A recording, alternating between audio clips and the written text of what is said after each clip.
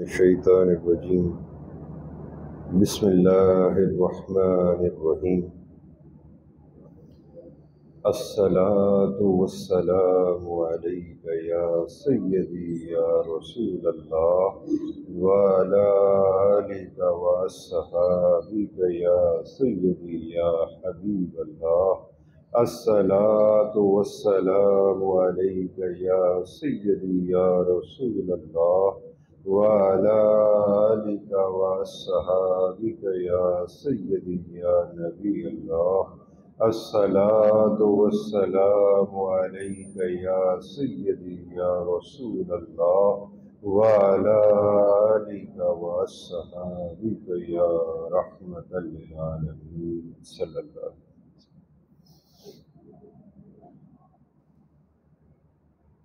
تمام تعریفیں، سب طرح کی تعریفیں اللہ ہی کے لیے،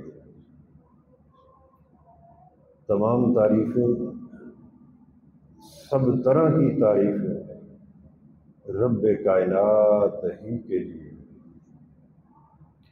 جس نے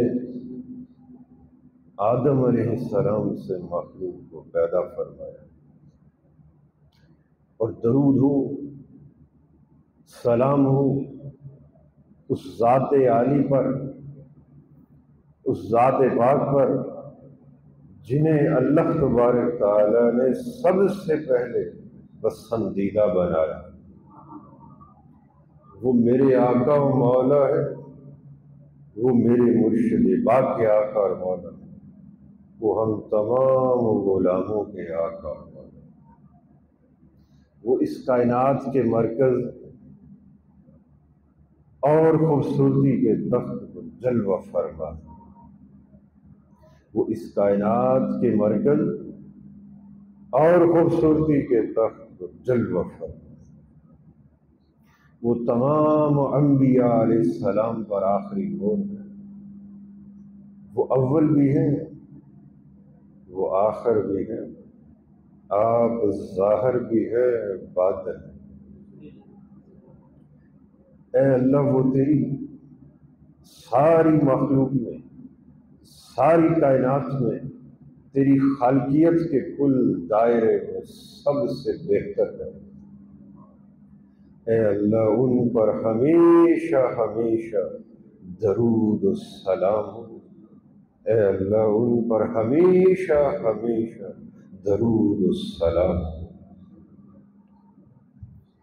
اللہ تبارک تعالیٰ کا بڑا کرم ہے، بڑا فضل ہے، اس کی خاص عنایات ہے، خاص مہربانی ہے، بلکہ اس کا احسان عظیم ہے ہمارے وجود لطیف پر، ہمارے قلب و باطن پر، کہ اس نے ہمیں نبی اکرم صلی اللہ علیہ وآلہ وسلم کے صدقے سے، آپ کے گھرانے کی خیرات سے، اپنے مقبولوں کی بارگاہ میں اپنے ذکر کے واسطے جمع ہونے کی توفیق بخشی۔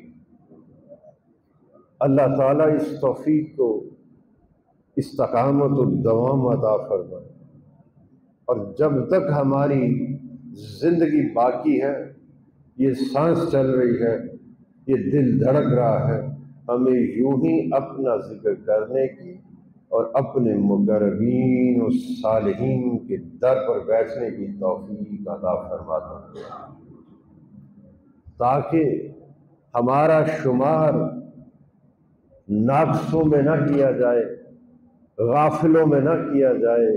ان صالحین کے وسیلے سے، حضور علیہ الصلاۃ والسلام کے گھرانے کی خیرات سے ہمارا شمار بھی اللہ کے ذاکرین میں کیا جائے، کیونکہ نبی اکرم صلی اللہ علیہ وآلہ وسلم کا ارشاد پاک ہے کہ اچھوں کی مثال عطار کی سی ہے، اچھوں کی مثال عطار کی سی ہے، اور بروں کی مثال، صحبت کی بات ہو رہی، لوہار کی سی ہے، اگر کسی برے کی صحبت میں بیٹھا جائے، خواہ وہ جو کام وہ کرتا ہے جس کے باعث وہ برا کہلایا جاتا ہے، آپ کا اس کام کے ساتھ کوئی تعلق واسطہ ہو یا نہ ہو، بس فقط اس کے ساتھ بیٹھ جانا بھی جو ہے، وہ فرمایا وہ جو لوہار نے وہ بھٹی گرم کی ہوتی ہے، آپ کا اس لوہار کے کام سے تو کوئی تعلق نہیں، اگر اس کی سنگت اور رفاقت میں بیٹھ جائیں گے تو پھر کیا ہوگا، کوئی گن آ کر آپ پر پڑ جائے گی، آپ کے کپڑے جل جائیں گے۔ کپڑے نہ بھی جلیں تو وہ راکھ تو اڑ اڑ کر پڑے گی، کپڑوں کو آلودہ تو کرے گی۔ اس لیے فرمایا اچھوں کی صحبت عطار کی سی ہے، اگر کسی عطار کے ساتھ دوستی پڑ جائے، اور بلکہ اس کو اگر عشقی اور حبی زبان میں کہا جائے، اور کسی اللہ والے کے ساتھ آنکھ لڑ جائے، ان جتنی طاقت نہ بھی ہو، ان جتنی عبادات و تسبیحات کرنے کی قوت بھی نہ رکھتے ہو، وہ عطار کے ساتھ اگر دوستی جاری پڑ جائے، وہ عطر لینے کی قوت بھی نہ ہو، پیسے بھی نہ ہو، طاقت بھی نہ ہو، بس تو جا کر اس کے پاس بیٹھ جا، اور بیٹھ جانے سے کیا ہوگا، جب تو رخصت ہوگا تو وہی عطار کی خوشبوئیں تجھ سے آئیں گی۔ جس کی صحبت میں بیٹھے گا اس کی صحبت کا اثر یہ ہوگا، وہ جو سودا بیچتا ہوگا تجھ سے بھی وہی رنگ ڈھنگ چھلکے گا۔ اسی لیے یہ جو ابتدا کے اندر کلمات کہے کہ ناقص تو ہیں، کمزور تو ہیں، غفلتوں میں ڈوبے ہوئے تو ہیں، غافل تو ہیں، مگر ہے پروردگار عالم تیرے کرم سے ہم پر یہ عنایت ہے کہ ہمارے دلوں کے اندر تیرے ذاکرین کی محبت تو ہے۔ اللہ والوں سے محبت تو رکھتے ہیں، ان کی طرف دل لپکتا تو ہے، خواہ ہفتے کے بعد ہی لپکے، سارا ہفتہ گزر جاتا ہے، وہ خواہ جمعے کے دن ہی ان کی یاد آ جائے، وہ یاد کم آئے زیادہ آئے آتی تو ہے۔ تو پھر جس کی یاد آ جائے، جس کی سنگت اور رفاقت بندے کو نصیب ہو جائے، پھر کیا ہوتا ہے کہ اس ہی کا رنگ ڈھنگ جھلکتا ہے۔ ان کا شمار جو ہے انہیں ان سے جدا نہیں کیا جاتا، ان کا شمار یوں کیا جاتا ہے کہ یہ ان کا ہے، یہ فلاں میرے ذاکر بندے کی صحبت و رفاقت میں بیٹھنے والا ہے، ان کا سنگتی ہے، ان سے محبت رکھنے والا ہے، تو پھر پروردگار یہ کیا ہے، یہ ان ہی میں سے ہے۔ بات سمجھ آئی؟ جب کرم کی نگاہ پڑ جاتی ہے تو پھر نقص سے انسان کو پاک کر دیا جاتا ہے، غفلتوں سے پاک کر دیا جاتا ہے، کمزوریوں سے پاک کر دیا جاتا ہے۔ اسی لیے اللہ والوں نے ارشاد فرمایا کہ قیامت کے دن اے بندے اگر تیرا سامنا اللہ کے عدل سے ہو گیا تو تو مارا جائے گا۔ یہ بڑا لطیف نکتہ ہے، اسے ذرا توجہ کے ساتھ دیکھیں۔ ساری زندگی نمازیں پڑھتے رہیں، ساری زندگی روزے رکھتے رہیں، ایک دن رخصت میں رہیں، ایک دن روزہ رکھیں، ساری زندگی اگر اس حال میں بھی گزر جائے، مگر فرمایا اگر اللہ کے عدل سے تیرا سامنا ہو گیا تو بندے تو مارا جائے، اس کے عدل کے مطابق تو اتر ہی نہیں سکتا۔ وہ تو کہتا ہے کہ ہر عیب سے بے عیب ہو کر، پاک صاف ہو کر میری چوکھٹ پر کھڑے ہو جاؤ۔ اب بندہ بے عیب تو ہو ہی نہیں سکتا، عیب تو تجھ میں باقی، فرمان ہے نا میرے آقا کا کہ انسان عیب تجھ میں باقی رہے گا، تو بے عیب تو ہو ہی نہیں سکتا۔ تو فرمایا کہ اگر تیرا سامنا اللہ کے عدل سے ہو گیا روز محشر تو تو مارا جائے، اور اگر تیرا سامنا اللہ کے فضل سے ہو گیا تو تو بچ جائے گا۔ اب جب فضل کی نگاہ پڑ جاتی ہے، فضل کا دور چل جاتا ہے، اس کی رحمت، اس کی عنایات جوش میں آ جاتی ہیں، تو پھر فرمایا وہ جو کبیرہ گناہ بھی ہیں وہ صغائر میں بدلتے بدلتے حتیٰ کہ نیکیوں میں تبدیل ہو جائے۔ اور اگر تیرا سامنا اس کی عدل سے ہو گیا تو وہ جو صغائر گناہ بھی تھے، چھوٹے چھوٹے گناہ بھی تھے، اس کے باعث بھی تیری گرفت کر لی جائے گی۔ تو جب اللہ تعالیٰ کے، تو مقصود جو بات سمجھانا، اللہ تعالیٰ کا عدل کا دور چل جاتا ہے، اس کی محبت، اس کی نظر رحمت جب بندے پر پڑ جاتی ہے تو اس کے جو نقص بھی ہیں وہ بھی گنے نہیں جاتے، اس کی کمزوریوں کو بھی درگزر کر دیا جاتا ہے، اس کے نقص کو بھی درگزر کر دیا جاتا ہے، بلکہ اس کی کمزوریوں کو بھی لاڈ میں اللہ تبارک تعالیٰ ایک ادا میں تبدیل فرما دیتا ہے۔ بات کو سمجھ آئے؟ یوں تو کمزوریاں ہی تھی نا، اور بولو یوں تو نقص تھے، مگر جب اس کی نگاہ رحمت پڑی تو وہ کمزوری بھی کمزوری نہ رہی، ادا بن گئی۔ تو پھر اب یہ دیکھیں، جس ماہ مبارک کے اندر ہم موجود ہیں، میں یہ نقطہ سمجھانا چاہتا ہوں اور جس سمت آپ کو لے کر جانا چاہتا ہوں، اپنے اس ماحول پر غور کریں، آپ کو وہ راز سمجھ میں آ جائے۔ سارا دن روزہ رکھتے ہیں، بولو معدہ خالی ہو جاتا ہے۔ اب جب معدہ خالی ہو جائے اور ایک عرصہ بیت جائے، کچھ لمحات گھنٹے بیت جائیں، تو معدہ خالی رہے تو اس کے اندر مختلف قسم کی گیسز کا ملاب ہو جاتا ہے، بولی ہوتا ہے۔ وہ ملاب ہونے سے کیا بنتا ہے؟ بندے کی سانس جو ہے وہ بدبودار بودار بن جاتی ہے۔ بولی ایسا ہی ہے، ایک سانس سے کیا ہے، ایک بو آنا شروع ہو جاتی ہے۔ اب وہ ہے تو بو ہی ہے نا، نقطہ سمجھو، وہ ہے تو بو ہی ہے نا، اور بو جو ہے وہ ناپسندیدہ چیز ہے، مگر نبی اکرم صلی اللہ علیہ وآلہ وسلم نے ارشاد فرمایا، اللہ رب العزت فرماتے ہیں،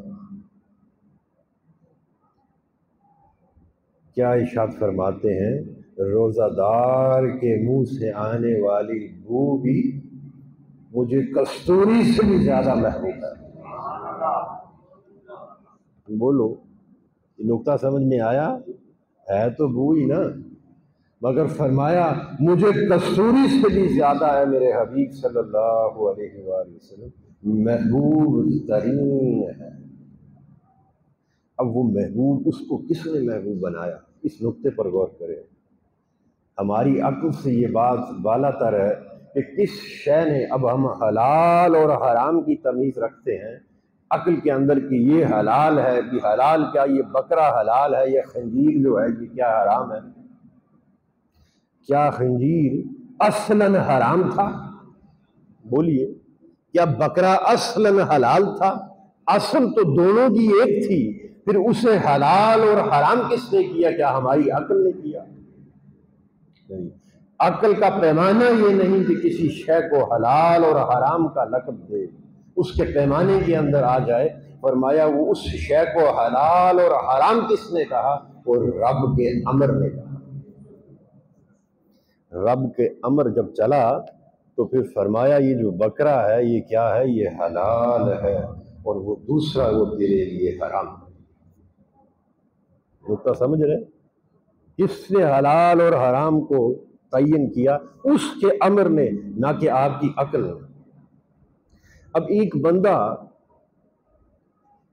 کسی ڈاکٹر کے پاس چلا جاتا ہے اور اسے کوئی بیماری لاحق ہے، تو ڈاکٹر اس کو اس بیماری سے بچنے کے لیے یہ تجویز دیتا ہے کہ آپ صبح کھایا کرو اور پھر سارا دن آپ نے خالی پیٹ رہنا ہے، پھر شام کو جا کر آپ نے کھانا کھانا ہے۔ بولیے، اب ایک روزہ دار وہ بھی یہی عمل کرتا ہے، سمجھ آئی؟ اب وہ جو دوسرا شخص تھا جسے ڈاکٹر نے یہ تجویز دی تھی، اس نے بھی وہی عمل کیا، معدہ خالی رہا، ادھر اس کا بھی معدہ خالی ہے، ادھر اس کا بھی معدہ خالی ہے، دونوں کی کا جو سبب تھا وہ جدا تھا، مگر اثرات دونوں کے یکجا تھے۔ بولو ایسا ہی ہے، اثرات تو ایک جیسے ہی تھے نا، بس سبب مختلف تھا اس کا۔ تو پھر کیا ہوگا؟ اس کی سانس سے بھی بو آتی ہے، اس کی سانس سے بھی بو آتی ہے، اور فرمایا وہ ناپسندیدہ ہے، یہ کستوری سے بھی بڑھ کر ہے۔ اسے کس شے نے، وہ بھی بو تھی اور معدے کی گیسز کے سبب تھی، یہ بھی بو تھی اور معدے کی گیسز کے سبب تھی، اسے پسندیدہ کس نے بنایا؟ اور فرمایا اس کے سبب پر غور کر، وہ خود بھوکا رہتا ہے، یہ میرے لیے بھوکا رہتا ہے۔ جسے میرے عشق کے اندر، میری خوشنودی کے واسطے، میری محبت کے واسطے جب کوئی عمل کرتا ہے تو اس کے نقص بھی پسندیدہ بن جاتے ہیں، اس کی کمزوریوں کو بھی پسندیدہ بنا لیا جاتا ہے، اس کے نقص نہیں رہتے، اس کی کمزوریاں نہیں رہتی، وہ بڑی اعلیٰ عرف بن جاتی ہے۔ میرے ہاں بولو، اب آپ وقت آپ کا ہو گیا تو مختصر سا کر لیتے ہیں۔ تو در حقیقت یہ ساری بات سے یہ سمجھ میں آتا ہے کہ یہ ماہ مبارک اللہ سے محبت کے اظہار کا مہینہ ہے۔ اللہ سے محبت کے دعوے دار تو سب ہی ہیں نا، اور بولو یہ وہ مہینہ ہے کہ جس مہینے کے اندر اللہ والے اس کی محبت کا اظہار فرماتے ہیں کہ تیرے ساتھ محبت ہے، تجھ سے محبت کے دعوے دار ہیں، اے پروردگار عالم، تیری خوشنودی کے واسطے روزہ رکھتے ہیں، تیری خوشنودی کے واسطے، تیری رضا کے واسطے ساری رات قیام کرتے ہیں، جاگتے ہیں، رات کو جاگتے ہیں، دن کو فاقہ کرتے ہیں۔ تو پھر رب فرماتا ہے میری خوشنودی کے واسطے ایسا کرتے ہو، تو پھر وہ جو بو تمہاری سانس کے ساتھ آتی ہے، وہ میرے ہاں وہ بو نہیں، وہ کستوری سے بھی بڑھ کر ہے۔ وہ تمہارا کچھ لمحے رات کو جاگ لینا، نماز تراویح پڑھ لینا، قیام کر لینا، میری حمد و ثنا کر لینا، وہ کیا ہے؟ وہ مجھے ایک لمحہ بھی تمہاری ساری زندگی سے نہ ہے۔ اس کے اندر انسان، اب آپ ذرا اس کو غور کریں کہ اللہ پاک نے تو فرمایا نا، اس کا عدل تو یہ کہتا ہے کہ ہر عیب سے پاک ہو کر مصلے پر کھڑے ہو جاؤ۔ بولو اب ہر عیب سے تو ہم پاک ہو نہیں سکتے، تو پھر وہ عبادت جو ہے اس میں زن آ گیا، زنی القبول آ گئی۔ اب اسے وہ چاہے تو وہ قبول فرما لے، چاہے تو رد کر دے۔ اگر عدل کا طریق چل گیا تو وہ رد ہو جائے گی، اگر اس کے فضل کا طریق آ گیا تو وہ مقبول ہو جائے گی۔ تو پھر فرمایا اس ماہ مبارک کے اندر میری رضا کے واسطے، میری خوشنودی کے واسطے آتا ہے، مسجد میں آ کر مصلے پر کھڑا ہو کر میری خوشنودی کے واسطے قیام کرتا ہے، اور تیری ہر رکعت، ہر سجدہ ہزاروں پر بھاری ہے۔ بولو بھاری ہے کہ نہیں؟ ایک سجدہ ہزاروں پر بھاری ہے۔ اس ماہ مبارک کے اندر اگر کوئی فرض ادا کرتا ہے تو وہ 70 گنا چلا گیا، وہ کوئی نفلی عبادت کرتا ہے تو وہ فرض کے برابر آ گئی۔ وہ کس شے نے کیا؟ کیونکہ فرمایا یہ مہینہ میرا مہینہ ہے، مجھ سے محبت کرنے والے محبان کے اظہار کا مہینہ ہے۔ وہ جو مجھ سے محبت کرتے ہیں، سارا سال مجھ سے محبت کرتے ہیں، وہ اس مہینے میں اس محبت کا اظہار کرتے ہیں، وہ مجھ سے باتیں کرتے ہیں۔ تو یہ اس مہینے کے اندر تو یہ ساری بات سے سمجھ میں آیا کہ یہ مہینہ اللہ تبارک تعالیٰ سے محبت کے اظہار کا مہینہ ہے۔ اس سارے مہینے کے اندر ایمان کے ساتھ، اخلاص کے ساتھ جو شخص عبادت و ریاضت کرتا ہے، مناجات کرتا ہے، اس سے اللہ کی محبت کی خوشبو آتی ہے، اس کے دل سے اللہ کی محبت کی خوشبو گھوٹتی ہے۔ اب آپ یہ آخری بات، کعبۃ اللہ کو سجدہ کرتے ہیں؟ بولو کرتے ہیں کہ؟ اب مجھے بتائیں، وہ جو میں نے حلال اور حرام کا بتایا، جہاں اس کا امر آ جائے، جہاں اس کی رحمت آ جائے، اس کا فضل آ جائے، تو پھر حلال حرام وہیں قائم ہو جاتا ہے۔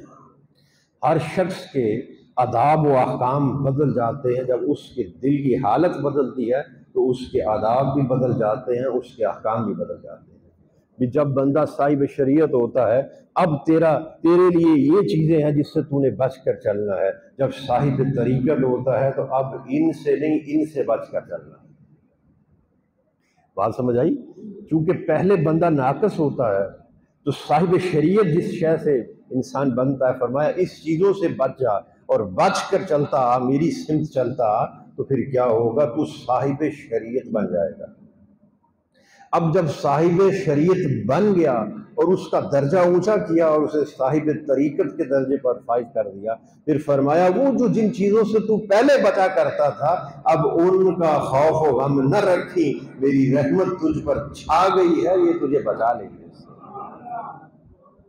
اب ان چیزوں سے بچنے کی تجھے از خود ضرورت نہیں، میری رحمت تجھے خود ہی بچا لے گی۔ اب تیرے آداب و احکام کچھ اور ہیں۔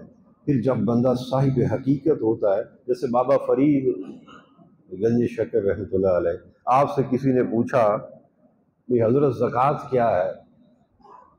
اب موج میں تھے، فرمانے لگے صاحب شریعت کی پوچھتے ہو، طریقت کی پوچھتے ہو، کہ صاحب حقیقت کی پوچھتے ہو؟ وہ پوچھنے والے نے عرض کی کہ حضور تنا دی دس ہو، تو فرمانے لگے کہ صاحب شریعت کی یہ ہے کہ 100 میں سے 2.5 دے دے، بقیہ رکھ لے۔ صاحب طریقت کی یہ ہے کہ 2.5 خود رکھ لے، بقیہ اللہ کی راہ میں دے۔ آداب احکام بدلے کہ نہیں؟ بولو۔ اور پھر فرمایا صاحب حقیقت کی یہ ہے کہ اللہ اور اس کا رسول رکھ لے، بقیہ ہر شے اس کی راہ میں لگا۔ تو پھر اسی طرح جب بندے کا مرتبہ بڑھ جاتا ہے، اس کے سوچ کے پیمانے بھی وسیع کر دیے جاتے ہیں، اس کے دل کی جو لذتیں اور حلاوتیں اور اسے جو وہ ثمرات نصیب ہوتے ہیں، اس کا پیمانہ بھی، اس کا ظرف جو ہے وہ بڑا ہو جاتا ہے، وہ پھر اللہ سے اور زیادہ پاتا ہے۔ تو بتائیں کہ کعبۃ اللہ کو سجدہ کرتے ہیں؟ بولیے، کعبے کی عظمت زیادہ ہے یا اس خطہ زمین کی عظمت زیادہ ہے جہاں جسد پاک مصطفیٰ موجود ہے؟ بولو، میں سوال کرتا ہوں اب، کعبے کی عظمت زیادہ ہے؟ سادہ سا یہ جو سوال میں کر رہا ہوں، یہ ایمان کا درجہ ہے، خدا کی قسم یہ درجہ ایمان ہے۔ کعبے کی عظمت زیادہ ہے یا اس، میں مدینہ پاک پورے کی بات نہیں کر رہا، اس خطہ زمین کی جس کے ساتھ جسد پاک مس ہو رہا ہے، کس کی عظمت زیادہ ہے؟ بولو۔ سب سے زیادہ عظمت اس خطہ زمین کی ہے جہاں جسد پاک مس ہو رہا ہے۔ بولو، ایسا ہی ہے؟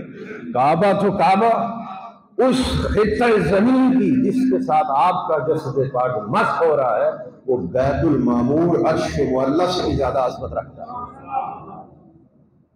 بات کو سمجھ آئی؟ مگر سجدہ تو حرام ہے نا، آپ کی قبر انور کو سجدہ تو نہیں کیا جا سکتا، حرام ہے۔ سجدہ تو سجدہ، طواف بھی نہیں کیا جا سکتا، سیر کے لیے دیکھنے کے لیے تو کیا جا سکتا ہے، نیتاً طواف۔ بولو، آپ کے روزے کا طواف جائز نہیں، نیتاً۔ ویسے آپ سیر کرتے ہوئے، دیدار کرتے ہوئے، چاہے سارا دن گھومتے رہیں، بات کو سمجھ آ گئی، وہ جائز ہے، مگر نیتاً طواف، مگر کعبہ کو سجدہ جائز ہے۔ اب سجدے کی بھی اقسام ہے، ہم جو سجدہ کعبے کو کرتے ہیں وہ کیا کعبے کو سجدہ ہوتا ہے؟ بولیے، سجدہ تو اس رب کو ہے نا۔ جب اس رب کو سجدہ کرنا تھا تو پھر کسی جگہ کا تعین ہونا بھی تو ضروری تھا نا۔ یہ جو ہم نیت کرتے ہیں سادہ سی، جو ہم نے بچپن سے رٹی ہوئی ہے، نماز میں نیت کرتے ہیں منہ طرف، بولو منہ طرف ہی ہے نا، سجدہ تو رب سونے کو ہے، سجدہ کعبے کی اس 4 دیواری کو تو نہیں کیا جا رہا، اس کی طرف تو فقط منہ ہے نا۔ تو پھر پتہ کیا چلا کہ سجدے کی جو اقسام ہے اس سے یہ ثابت ہوا کہ یہ سجدہ سجدہ تعظیمی بھی نہیں تھا، اور بولو سجدہ عبادت بھی نہیں جو کعبے کی طرف کرتے ہیں آپ، یہ سجدہ توجہ ہے۔ گل سمجھ آ رہی ہے نہ؟ یہ جو کعبے کی 4 دیواری کی طرف آپ جھکتے ہیں، اس کو سجدہ کرتے ہیں، یہ نہ تو سجدہ عبادت ہے، اور بولو نہ ہی سجدہ تعظیم ہے، یہ سجدہ توجہ ہے اس کی توجہ، اگر میری عبادت کرنا چاہتے ہو تو پھر کیا کرو، اس کعبے کی طرف متوجہ ہو جاؤ۔ نقطہ سمجھ آیا؟ بولو، سجدہ تو رب کی ذات کو ہو رہا ہے نا، اس کعبے کی طرف تو فقط متوجہ کیا جا رہا ہے۔ اب رب کی ذات کو سجدہ کرنا ہو، میں یہ وہ بات سمجھا رہا ہوں کہ حرمت کس شے کی زیادہ ہے۔ اب رب کی ذات کو سجدہ کرنا ہو تو رب فرماتا ہے کسی جگہ کا تعین تو ضروری ہے نا، تو پھر کیا کرو، میری ذات کو سجدہ کرنا چاہتے ہو، میری عبادت بجا لانا چاہتے ہو تو پھر کیا کرو، اس قبلے کی طرف متوجہ ہو جاؤ۔ پروردگار عالم کون سا قبلہ، اس آیہ کریمہ کو ذرا پڑھیں، کون سے قبلے کی طرف متوجہ ہو جائیں؟ اے میرے حبیب صلی اللہ علیہ وآلہ وسلم، اور میری عبادت کرنا چاہتے ہو، میری طرف متوجہ ہونا چاہتے ہو تو اس کعبے کی طرف متوجہ ہو جاؤ جس کی طرف میرے مصطفیٰ کا چہرہ بار بار۔ بات سمجھ آئی؟ اگر میری عبادت کرنا چاہتے ہو تو میرے مصطفیٰ کی طرف دیکھو، اور جس طرف آپ کا چہرہ بار بار جاتا ہے وہی میرا کعبہ ہے۔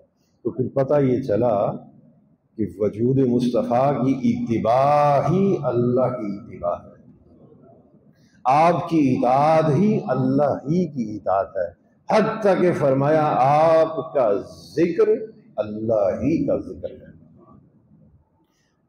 وَرَفَعْنَا لَكَ ذِكْرَكَ، جس نے ساری زندگی اللہ اللہ کی تھی اس نے فقط اللہ اللہ کی، اور جس نے ساری زندگی محمد محمد کی تسبیح جپی اس نے رب رب بھی کیتا تے محمد محمد بھی کیتا صلی اللہ علیہ وسلم۔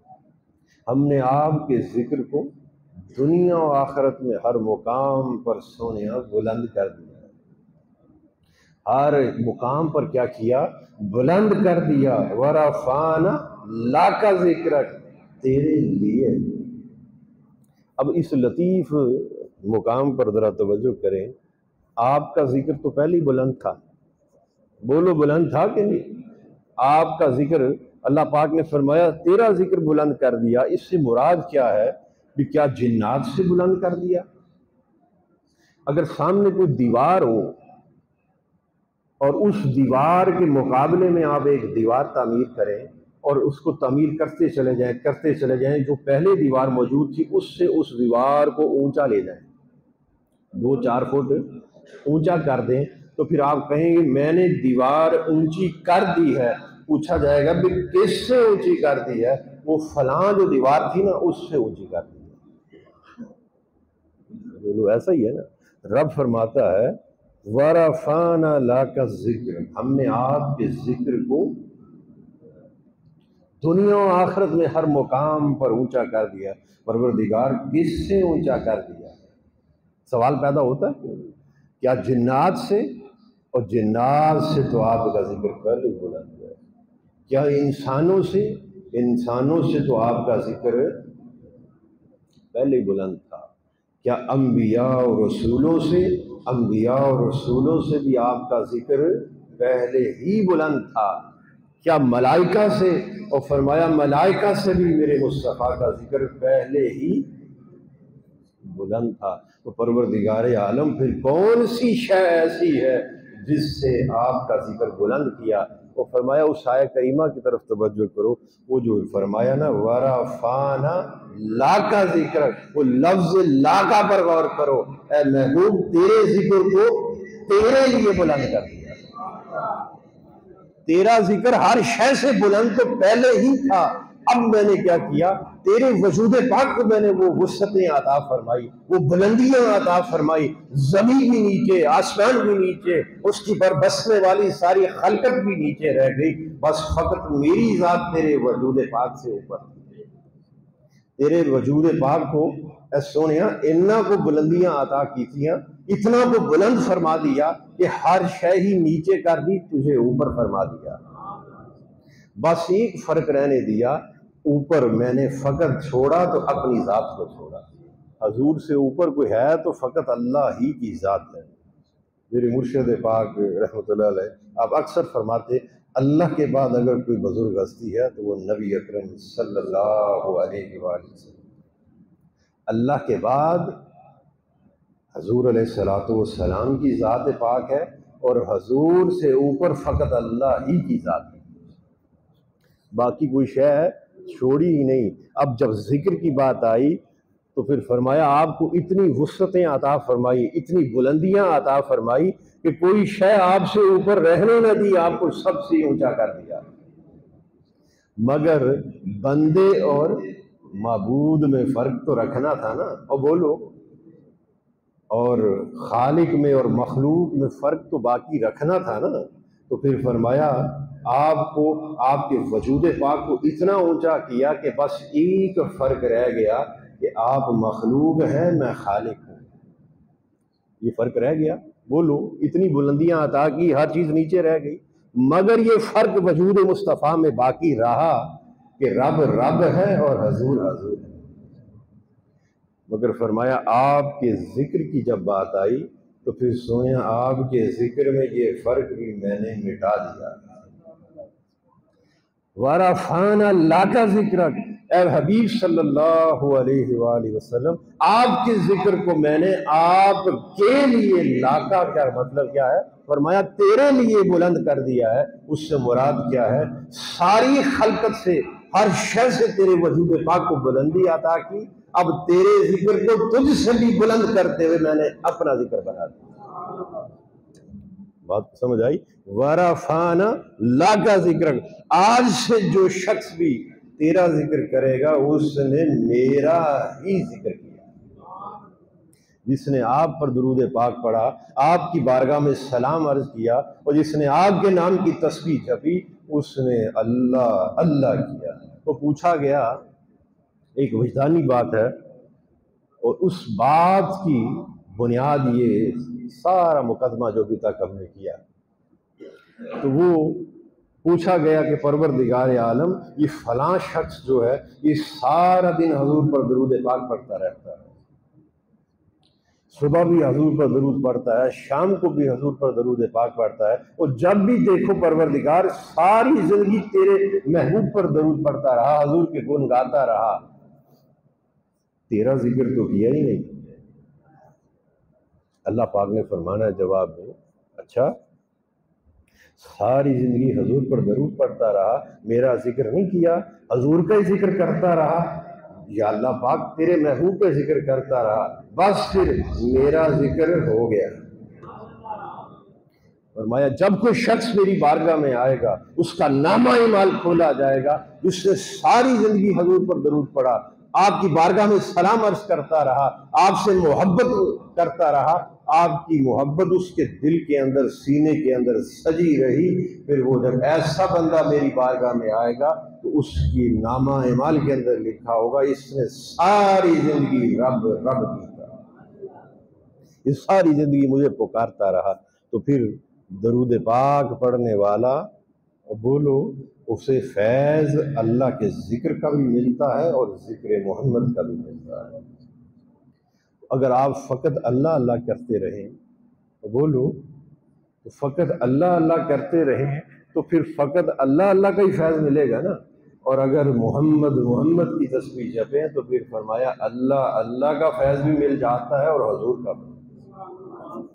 تو پھر ذکر کے اندر اللہ تبارک تعالیٰ نے فرق مٹا دیا اور ذکر کو اونچا کر کے اپنا ذکر بنا دیا۔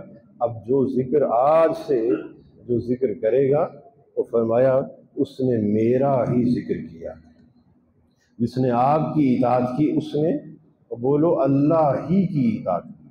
تو آپ کا وقت ہو گیا، اللہ پاک سے دعا کریں، اے اللہ حضور علیہ الصلوۃ والسلام کے نالین پاک کی خاک پاک کا صدقہ ہمارے تمام صغیرہ و کبیرہ گناہ معاف فرما، ہماری تمام قضی اور خامیوں کو درگزر فرما دو۔ اے اللہ حضور علیہ الصلوۃ والسلام کے صدقے سے، آپ کے گھرانے کی خیرات سے ہمیں قبر کے عذاب سے، محشر کے عذاب سے، صراط اور میزان اور قبر کی ہولناکی سے بچا لے، موت کی سختی سے بچا لے، ہمارا خاتمہ ایمان پر فرما۔ اے اللہ ہمیں ان صالحین جیسی عبادات و تسبیحات کرنے کی توفیق عطا فرما، اپنے مقربین جیسی عبادات و تسبیحات کرنے کی توفیق عطا فرما، اپنے مقربین جیسا سلامتی والا زندہ ذاکر دل عطا فرما، اپنے صالحین جیسی پاک پاکیزہ زندگی عطا فرما۔ اے اللہ حضور علیہ السلام کے نالین پاک کی خاک پاک کا صدقہ میرے مرشد پاک حضرت خواجہ میاں محمد قلب سلیم رحمۃ اللہ علیہ آپ کو دائماً اپنی رحمت کی جھولی میں رکھنا، آپ پر دائماً اپنی رحمت کا صاحبان تنہ رکھنا، آپ کو ہمیشہ حضور علیہ السلام کی آغوش غلامی قربت خاص میں کالی کملی کے سائے تلے رکھنا۔ صلی اللہ علی حبیبہ سیدنا محمد وآلہ وصحابہ وسلم۔